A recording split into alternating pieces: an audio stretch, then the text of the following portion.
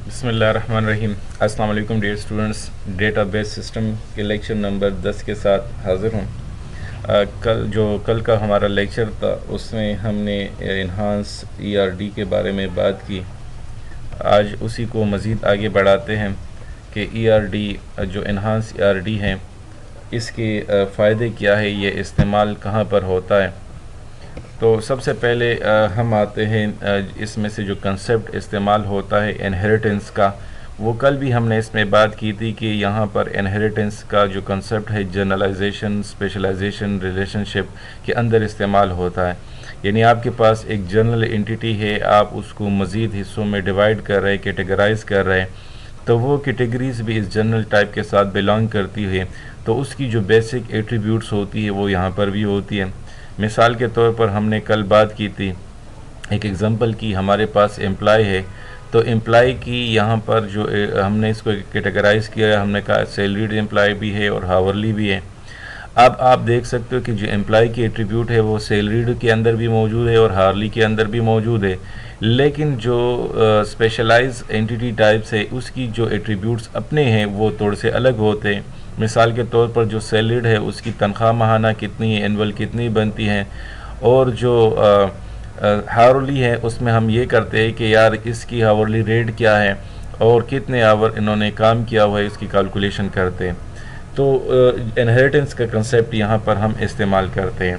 सब type inherit or get all the attributes of super type. जितने भी सब टाइप्स एंटिटीज़ होती हैं वो सुपर टाइप की जो एट्रीब्यूट्स है उनको इनहेरिट करती हैं। अच्छा, जो सुपर टाइप है, सब टाइप रिलेशनशिप है, इसकी इस्तेमाल या इसकी जो फ़ायदे हैं, नंबर 1 तो फ़ायदा ये है कि बार बार डिक्लेयर करने के बजाय सिर्फ एक बार सुपर में डिक्लेयर करते हैं। यानी जो एट्रीब्यूट्स हम इसको सुपर टाइप के अंदर ही डिक्लेयर कर देते, तो हमें जो स्पेशल एंटिटी होती है उसको उसमें ये एट्रीब्यूट्स हमें बार बार डिक्लेयर करने की ज़रूरत नहीं पड़ती। अच्छा, कहाँ पर हम आइडेंटिफाई करेंगे कि यहाँ पर हमें EERD की ज़रूरत है, यानी इन्हांस ERD की ज़रूरत है।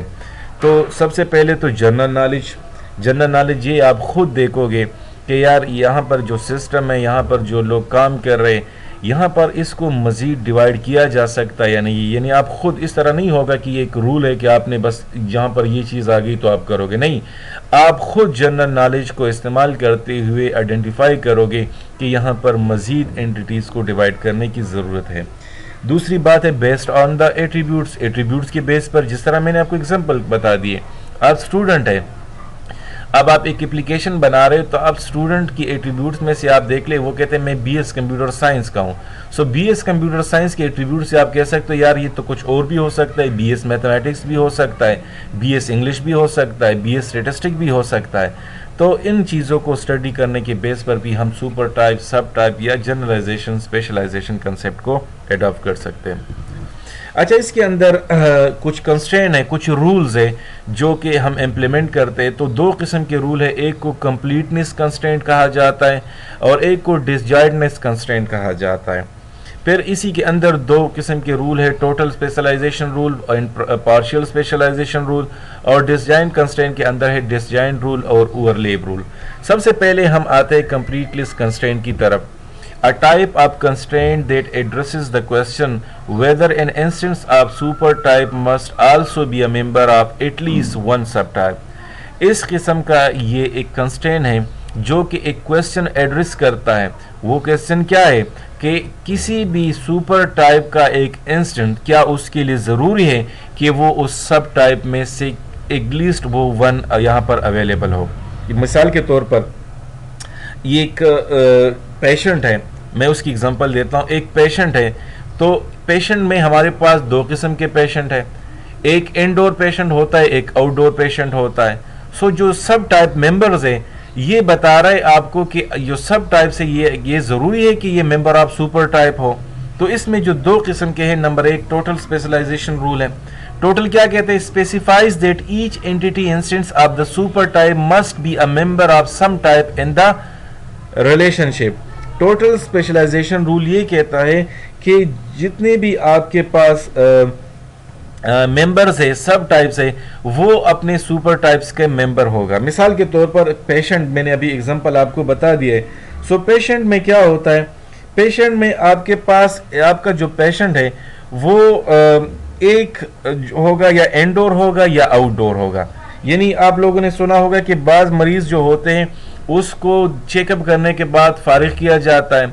बाज़ मरीज इस किस्म के होते हैं कि उनको मतलब दाखिल किया जाता है तो आउटडोर होता है। तो जब भी मरीज जाता है तो ये रूल ये कहता है कि ये मरीज जो है वो या आपका फारिग करने वाला है या ये दाखिल करने के काबिल है। तो टोटल स्पेशलाइजेशन रूल ये बताती है।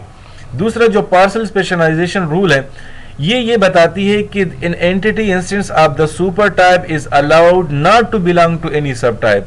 इसमें यह बताया जाता है कि ये जरूरी नहीं है कि आपका जो सब टाइप का यानी सुपर टाइप का इंस्टेंस है वो आपका एक सब टाइप हो। मिसाल के तौर पर आप व्हीकल की बात देख रहे तो व्हीकल में आपके पास कार भी आता है, ट्रक भी आता है, लेकिन अगर आप इसको देखें तो ये कुछ ऐसे एट्रीब्यूट्स है जिसकी बेस पर ये हम कह सकते हैं कि व्हीकल में कार भी आती है और ट्रक भी आती है। मिसाल के तौर पर कार है और ट्रक है, उसमें 2 डोर्स होते हैं, उसका जो बड़ा इंजन होता है, उसमें पैसेंजर की बैठने की जगह होती है, उसमें 4 व्हील्स होते हैं। अगर मैं मोटरसाइकिल की बात करूं तो मोटरसाइकिल में ये एट्रीब्यूट्स मौजूद नहीं होती है। तो व्हीकल की इन एट्रीब्यूट्स की बुनियाद पर मैं कहता हूं कि जो व्हीकल मोटरसाइकिल है ये पार्शियल स्पेशलाइजेशन रूल के अंदर आता है। यानी जरूरी नहीं है कि ये मेंबर आपका हो सुपर टाइप का। इसके अलावा जो हमारे पास डिसजॉइंट कंस्ट्रेंट है, डिसजॉइंट कंस्ट्रेंट ये सवाल अराइज करता है कि जो इंस्टेंट है सुपर टाइप का क्या वो सिमेंटेनियसली एक वक्त में सब टाइप का जो है वो एक या एक से ज्यादा का मेंबर हो सकता है या नहीं। तो इसमें 2 रूल्स है, एक है डिसजॉइंट रूल। डिसजॉइंट रूल क्या कहता है? डिसजॉइंट रूल ये कहता है कि आपके पास सुपर टाइप में एक इंस्टेंस है, तो डिसजॉइंट रूल ये कहता है कि आप वो इंस्टेंस जो है आपकी जितने भी सब टाइप है उनमें से वो किसी एक से लिंक होगा, यानी एम्प्लॉय या सैलरीड होगा या आवरली होगा। यानी आपके पास सुपर टाइप है और उसके मेंबर्स है सब टाइप्स है, लाइक सुपर टाइप एम्प्लॉय है, आपके पास जो सब टाइप्स है उसमें सैलरीड है और हावरली है। तो ये रूल ये कहता है कि आपकी जो सब टाइप है एक वक्त में वो एक हो सकता है, यानी आपका एम्प्लॉय एक वक्त में या सैलरीड हो सकता है या आवरली हो सकता है। तो डिसजॉइंट रूल ये कंस्ट्रेंट लगाता है कि सुपर टाइप के जितने भी इंस्टेंसेस है वो एक वक्त में सिर्फ एक ही सब टाइप के साथ बिलोंग करेंगे, एक से ज्यादा सब टाइप के साथ बिलोंग नहीं करेंगे।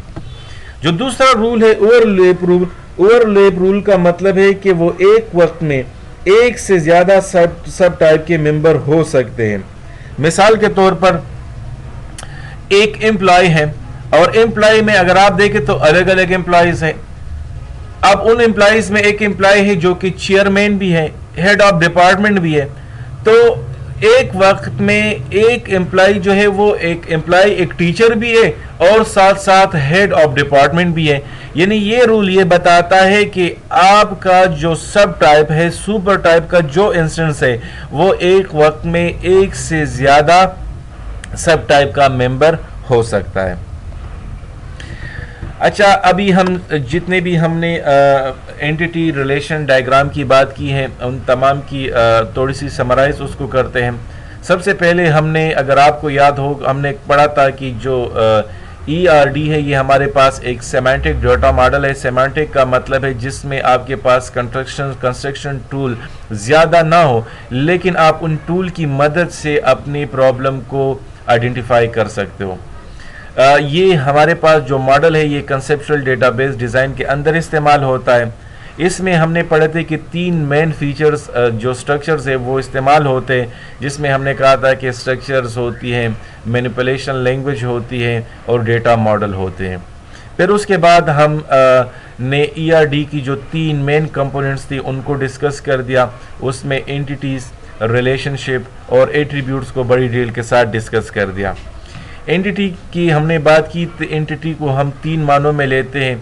एक एंटिटी टाइप होता है, एक एंटिटी इंस्टेंस होता है और एक एंटिटी सेट होता है। एंटिटी टाइप के बारे में जिस तरह एंटिटी की डिफिनीशन है कि entity is a person, place or a thing, तो इसी तरीके से एंटिटी टाइप वही चीज़ है। एंटिटी इंस्टेंस की बात हमने की कि एंटिटी हमारे पास एक एंटिटी टाइप होती है, लेकिन उसके मुख्तलिफ इंस्टेंस हो सकते हैं। जिस तरह मैंने स्टूडेंट्स की बात की, तो स्टूडेंट्स आपके पास बहुत से स्टूडेंट्स हो सकते हैं। और फिर उसके बाद एंटिटी सेट की बात हमने की, तमाम स्टूडेंट्स, तमाम एम्प्लॉयज़, ये हमारे पास एंटिटी सेट आता है।